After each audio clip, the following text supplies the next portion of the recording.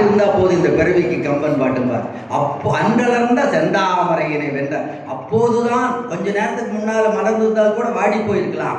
அப்பொழுதுதான் ஒரு குளத்தில் பைய பைய இதழ் விரித்து மலர்ந்த ஒரு செந்தாமரை ஒத்திருந்தா வென்று விட்டதாம் ராமனுடைய முகம். ரொம்ப சந்தோஷமா சொன்னா. உடனே கைகையை பார்த்து சொன்னா, அம்மா நான் இப்போதே அப்பாவிடத்தில் சொல்லிட்டு நீங்கள் ரொம்ப மகிழ்ச்சியாக இருக்காட்டுக்கு போகிறேன்னா. ஞான நிலையில் தான் அப்படியெல்லாம் பேச முடியும். ஒரு ஞானி தான் இன்பத்திலையும் துன்பத்திலையும் சமமாக எடுத்துக்குமா. பெரிய ஆட்சின்னா மகிழ்ச்சி இல்லை. தசரதன் அழைத்த போதே நேரம் இல்லாதனால் வந்துட்டேன், காதலுற்றலும் இகழ்ந்திலன் அப்படிம்பார். அதில் விருப்பம் இல்லை, விருப்பம் இல்லை. அப்பா சொல்கிறார் ஏற்றுக்கொள்ள வேண்டியதுன்னு ஏற்றுக்கொண்டார். இப்போது அதை ஞான நிலையில் ராமன் இருக்கிறார். இன்பமும் துன்பமும் சமமாக பாவிக்கிறான். இன்பத்தையும் துன்பத்தையும் எல்லாரையும் ஒரே நிலையில் பாவிக்க முடியாது. நம்ம சொல்லுவாங்க முன்னோர்கள், இன்பத்தில் துள்ளாதே துன்பத்தில் துவளாதேம்பாங்க. துன்பத்தில் துவளக்கூடாது, வர கவலை அடையக்கூடாது. இன்பத்தில் துள்ளுனான்னா அதுவும் ஆபத்து. ஒருத்தர் லாட்ரி சீட்டு வாங்குகிற பழக்கம், எப்போவுமே லாட்ரி சீட்டு வாங்குவார். லாட்ரி சீட்டு வாங்கி ஒரு நாள் கூட ஒரு பைசா விழுகலை.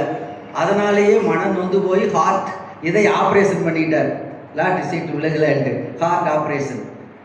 ஒரு நாள் அவர் உள்ளே படுத்துருக்கிறார். அவர் மனைவிதே எப்போ எடுத்து பார்க்க லாட்ரி சீட்டை பார்த்தா, பேப்பரை பார்த்தா 10 லட்சம் விழுந்துருக்குது. ஏற்கனவே ஹார்ட் ஆப்ரேஷன் இதயம் ஆப்ரேஷன் பண்ணியிருக்கிறாங்க டாக்டர். இனி திடீர்னு 10 லட்சம்னு சொன்னால் பொக்குன்னு போனாலும் போயிடுவார் நினச்சி பக்கத்தில் அவர்களுக்கு தெரிஞ்ச ஒரு சைக்காட்ரிஸ்ட்னு சொல்லுவாங்க, உளவியல் மருத்துவர் இருக்கிறார்.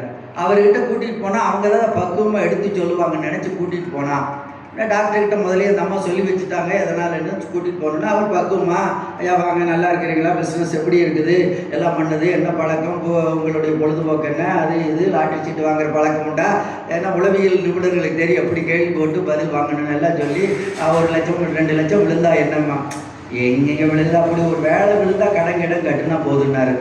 அப்புறம் மெதுவாக அப்படியே வந்து ஒரு 5 லட்சம் விழுது. என்னங்க நீங்கள் 5 பைசா கூட விழுந்தது விழுகுதுன்னு வைங்க, என்ன செய்வீங்கன்னா அப்படியே ஒரு வீடு கட்டினா போதுங்க அப்படின்னா, அப்படியே படிப்படியாக வந்து ஒரு 10 லட்சம். டாக்டர் உங்களுக்கு என்ன பைத்தியமா, இது வரைக்கும் 10 ரூபா கூட விழுந்ததில்லை, ஒரு வேளை அப்படி 10 லட்சம் விழுந்துன்னு வைங்க, 5 லட்சம் உங்களுக்கு கொடுக்குறேன்னாரு. டாக்டர் விழுந்து இறந்துட்டார். அவருக்கு ஹார்ட் அட்டாக் வந்துச்சு. 5 லட்சம் திடீர்னு. அந்த மாதிரி இன்பத்தையும் துன்பத்திலையும் சில நேரங்களில் சமநிலையாக இருக்கின்ற ஞான நிலையில தான் அதையெல்லாம் தாங்கிக் கொள்ள முடியும். அதனால இப்போது அந்த ஞான நிலையில ராமன் இருந்தான். உடனே சொன்னான், மின்னொளிர் கானம் இன்றே இவ புழுதி படைந்த வெங்கானம்னா. அவன் சொல்றான் பாருங்க, மின்னொளிர் கானம், மின்னல் ஒளி வீசுகின்ற அந்த ஒளி அடைத்த காட்டுக்கு இன்றே போகின்றேன், விடையும் கொண்டேன். அப்பா கிட்ட ஒரு வார்த்தை, உங்க அப்பா இதை உனக்கு சொல்லி போட்டு ரொம்ப வருத்தத்தில் எப்படி சூழ்நிலையை ஆகிப்போச்சேன்னு வருத்தத்தில் இருப்பார். அதனால் உங்கள் அப்பாவை பார்க்காம போகிறது நல்லதுன்னு நான் நினைக்கிறேன்னா. அவளுக்கு தெரியாதா? உடனே சரியம்மா பரவாயில்லைன்னா பெற்றெடுத்த தாய் கோசலை இடத்துல வந்தான். கோசலை நினச்சிக்கிட்டு இருக்கிறாளாமா. மகன் அப்படியே ராஜ அலங்காரங்களோட வருவான். வெண்குட்டை விடுத்து கொண்டு வருவார்கள், சாமரம் வீசிட்டு வருவாங்க. பராக் பராக் பராக் ராஜ ராஜ ராஜ வீர மார்த்தாண்ட என்னென்ன அடுக்குமொழிகள் சொல்லணுமோ எல்லாம் சொல்லிட்டு எல்லாரும் வருவாங்க. நினச்சிக்கிட்டு இருக்கிறவங்க முன்னால குலைக்கின்ற கவரியின்றி கொற்ற வெண்குடையுமின்றி இழைக்கின்ற வீதி முன் செல்ல தர்மம் பின்னிறங்கி ஏக மழைக்குன்ற மனையான் மவுலி கவித்தனன் வரும் வரும் என்று தலைக்கின்ற உள்ளத்து அன்னாள் முன் ஒரு தமையன் சென்றான். ஒரு கோஷ்டியோட கூட்டத்தோட, ஏன்னா பதவியிலிருந்து ஒரு கூட்டமே பின்னால் வருமே, அது எதுவும் இல்லாமல் தனியாக வர்றான். காவியோட அப்பவே கட்டிட்டான், ஜடாமடி போட்டுட்டான். பார்த்தான், வீதி முன்னால் எடுத்துட்டு போகுதாமா ராமனை, தர்மம் பின்னால் வருதாமா. மனித வாழ்க்கையை விதிதான் நிர்ணயம் செய்கிறது. விதி நம் வாழ்க்கை இழுத்து போக முயற்சி பண்ணும். ஆனால் எப்போதும் நாம் செய்த தர்மம் பின்னாலே வந்து நம்மை காப்பாற்றும். விதி முன் செல்ல தர்மம் பின்னிறங்கி ஏக அப்படின்னார். வந்தா கோசலை பார்த்தாள். துங்கமாமுடி சூடுவதற்கு ஏதேனும் இடையூறுண்டான்னு கேட்டா. முடி சூடுறதுக்கு ஏதோ அதை முடி கட்டியாச்சே ஜடமுடி, முடி அந்த முடி சூடுவதற்கு இடையூறு உண்டானா. பங்கமில் குணத்து எம்பி பரதனே துங்கமாமுடி சூடுகிறான். டைட்டில் வந்துருச்சு. அதோட பங்கமில் குணத்து எம்பி குற்றமில்லாத அங்கே பார்த்தான் பரசுராமர். பங்கம் கர்ப்பபங்கம் இங்க பங்கமில் குற்றமே இல்லாத குணத்துக்குரியவனாகிய என் தம்பி பரதன் முடிசூடுகிறான்.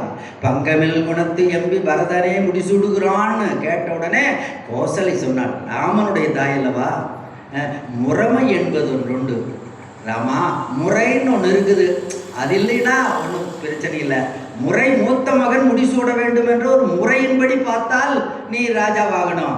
ஆனால் உன்னை விட மும்மடங்கு நல்லவன், மும்மையின் நல்லன், உன்னை விட கணக்கு போடுறவர் தராஸ், உன்னை விட மும்மையின் நல்லன், 3 மடங்கு நல்லவன், நின்னும் நல்லன், உன்னை விட நல்லவன், உன்னை விட நீ ஆட்சிக்கெல்லாம் லாயக்கில்லை, அவன் தான் பொருத்தமானவன், அதனால் அவனுக்கு ஆட்சியை கொடுத்து பக்கத்திலிருந்து நீ துணை செய்யினா. அடுத்த வரி சொன்னான், இல்லையம்மா நான் காட்டுக்கு கொஞ்சம் போக வேண்டி இருக்குது அப்படின்னா. அதை கேட்ட உடனே கோசலை சொன்னாள், கோபம் வந்துருச்சு அவளுக்கு, உங்கள் அப்பாவுக்கு யாருக்கு வேண்டுமானாலும் ஆட்சியை கொடுப்பதற்கு உரிமை இருக்கலாம், ஆனால் என்னுடைய மகனை காட்டுக்கு போக சொல்வதற்கு அவருக்கு உரிமை கிடையாது. ராஜா ஆட்சி யாருக்கு வேணாலும் கொடுக்கட்டும், ஆனால் என் மகனை காட்டுக்கு போக சொல்றதுக்கு என்ன உரிமை இருக்குன்னா. தளர்ந்து வீழும் தாயை தாங்கி சொன்னான் ராமன், அம்மா அப்பா சொல்ல மீறதுக்கு ஒரு தாயை மகனுக்கு சொல்லி கொடுக்கலாமா? தந்தை ஏதோ ஒரு காரணத்தினால் சொல்லிவிட்டார், அதை கடைப்பிடிக்க வேண்டும் என்றுதானே தாய் நீங்கள் சொல்ல வேண்டுமே தவிர நீங்களே இப்படி சொல்லலாமாண்ணா? அப்படின்னா நானும் கூட வருவேண்ணா. அப்பா என்னை இழந்து என்னை பிரிந்து எப்படியெல்லாம் கஷ்டப்படுவார், அவருக்கு கூட இருந்து நீங்கள் ஆறுதல் சொல்ல வேண்டாமா அப்படின்ட்டு